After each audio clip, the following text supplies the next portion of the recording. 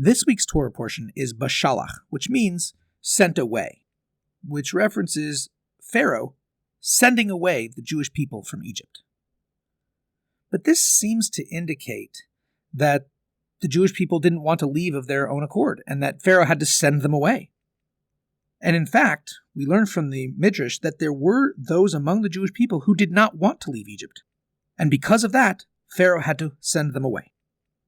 But how could a Torah portion, which is filled with wonders, like the splitting of the sea and manna from heaven, water coming out of a rock, how could such a tremendous Torah portion be given a name which has this somewhat negative connotation, that the Jewish people didn't want to leave Egypt? However, the point here is that Pharaoh's transformation from an evil tyrant to one who actually assists the Jewish people was a change that occurred as a result of the Jewish people. Since many Jews believed in Moses and followed God's command, they not only overcame opposition from the world, but their good deeds actually caused their enemy to be transformed and help them. So really, Bashalach isn't expressing a weakness, but the influence that the Jewish people have on the world around them through their observance of Torah and mitzvot, that through that an enemy can be transformed into a friend.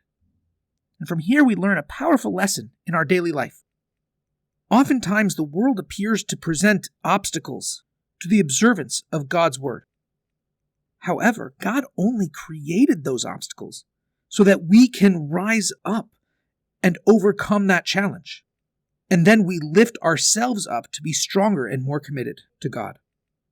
And just like Pharaoh, who at first opposed the Jewish people's observance of God, and then later helped them by sending them out, likewise, once an obstacle has been successfully overcome, we find that the same thing or the same person that was the cause of that opposition makes a complete turnaround and starts helping us in following the Torah and the mitzvot. Shabbat Shalom.